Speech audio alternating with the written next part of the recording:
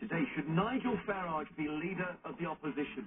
Are you excited by Labour's promises? And should we all support England and Scotland in the Euros? With me, Jeremy Vine.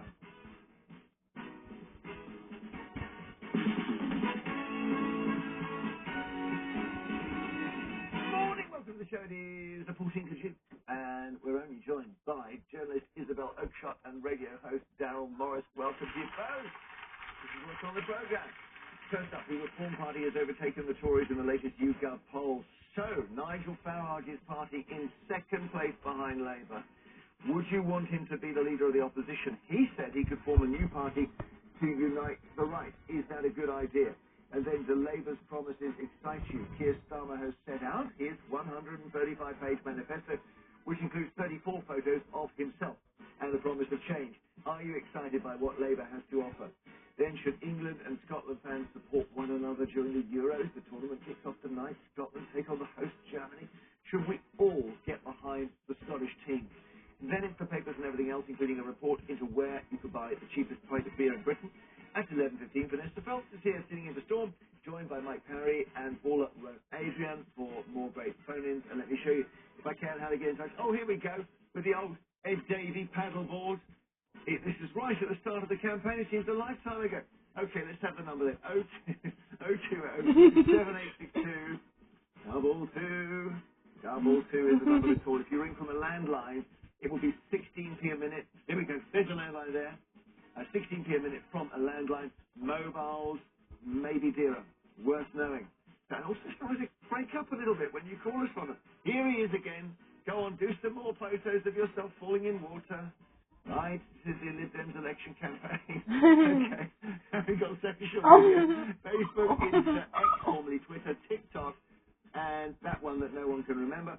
And then there's YouTube as well. If you go on YouTube and you type Jeremy Vine on 5, you will find our brilliant YouTube channel. You've done with the slashing Ed Day? Probably not. We've probably got some more in a second. Okay, we're coming up to the middle of the election campaign.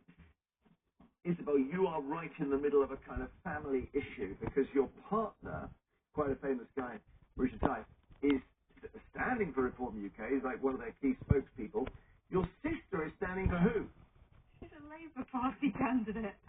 And you're on the right? I am definitely not a lefty. No, I think it's fair to say. So I think we can probably agree that this is a little bit #awkward.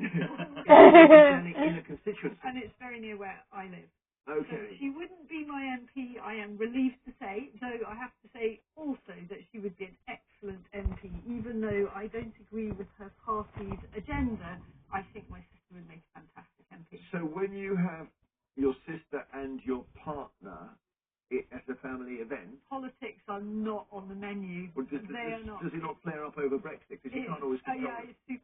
It's super tense. As you can imagine, because you know what the left are like, they can't resist a little dig here and there about Brexit, and I can see Richard getting all puffed up, ready to start getting strident. I'm just out the room at that point. Yeah. I suppose if you don't agree with somebody, you don't have to dislike them, Darryl, do you? No, and I've got lots of people in my family who I have sort of profound disagreements with over things. But what if your fiancé said, "Oh, by the way, I voted for Brexit"?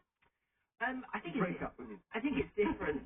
I think it's different in a household, isn't it? I think I would probably find it hard to rub with somebody who actually my partner and I do have disagreements over things. Yeah, but fundamental. What if you're not married yet, are you? So you're still you've got an exit possibility, right? Well, we're having a baby together. No, okay, you haven't. I've no road. What if she said, I think, because I always think of you as being on the left. Maybe I'm wrong. And she says, all right, look, let's be a cards on the table, Darryl. Before we get married, you need to know that I support the death penalty. For me? What if she said that? They're not for you. No, they're not executing you. Just executing certain people. I would probably try to talk around from that position, but I think it's okay. And actually, to be honest with you, I wasn't there in the ballot box this time, so I don't know how she voted. Wow. Well, maybe we can all get on. No, I think it is really difficult. I'm not going to lie. When you have profound ideological differences with somebody close to you, it is really, really delicate. And we are muddling along as best we can and trying to be mutually supportive. Because in the end... What's the big one with your sister? Is it that she keeps saying, we really want to double taxation? So I wrote a piece for the Telegraph about inheritance tax.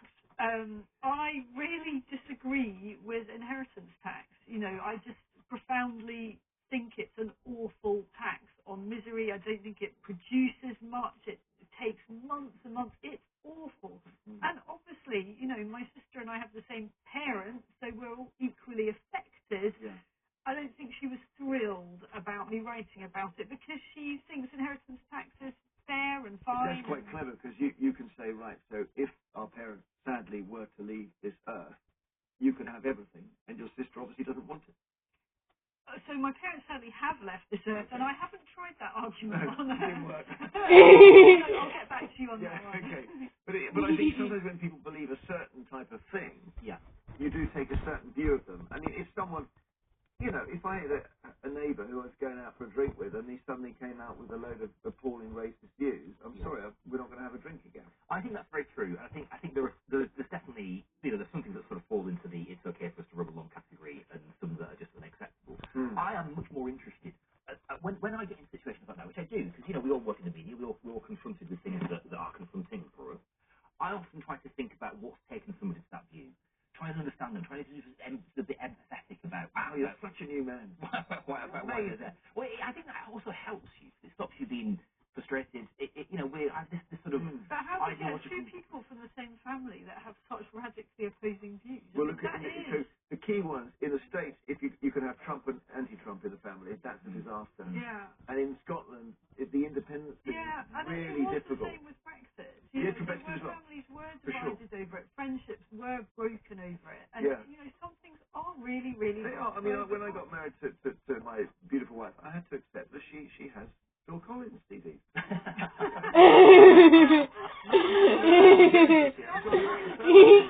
Liking on Richard's green jacket. You know, we all have our red trousers. He does not do red trousers. No, well, if he ever comes in here in red trousers, there'll be no red trousers. He was kilt, by the way. But there was a big moment for reform yesterday, which is covered on the front page of the Telegraph here. We were all kind of, I was wondering if this would happen at some point. It's happened a bit earlier than I expected in the campaign. But we've had a poll, and it could be a road poll, but it shows them a point ahead, 1 point ahead of the Conservatives.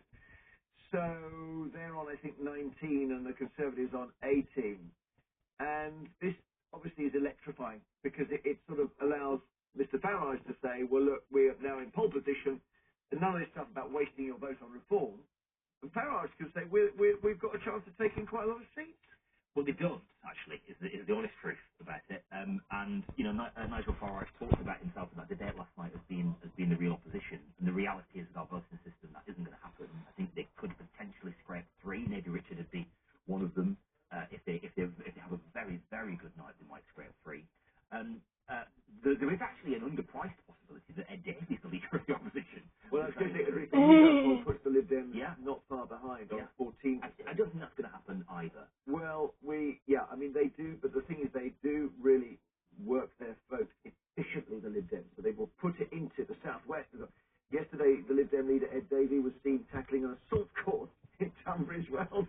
And we are so loving impartially the Lib Dem campaign, I must say, because it's, shall we just do the greatest hits here? So this is the assault course. Then we had that.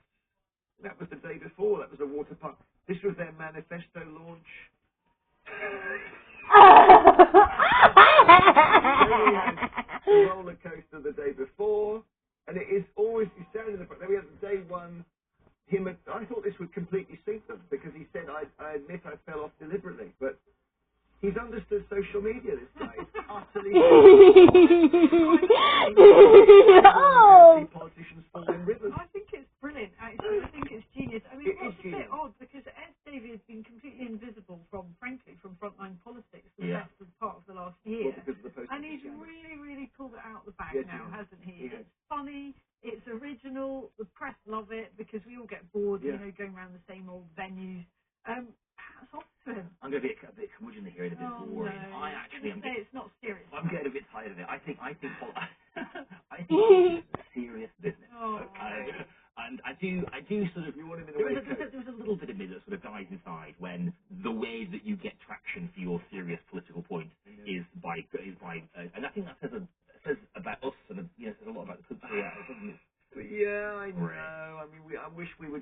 great. You know, everyone could be posted something and we all sit and read it for 2 hours. Yeah, I think Yeah, he I was know. arguing that it's getting him and his party's brand and Yeah. name in the media, Yeah. and people are talking Of about course.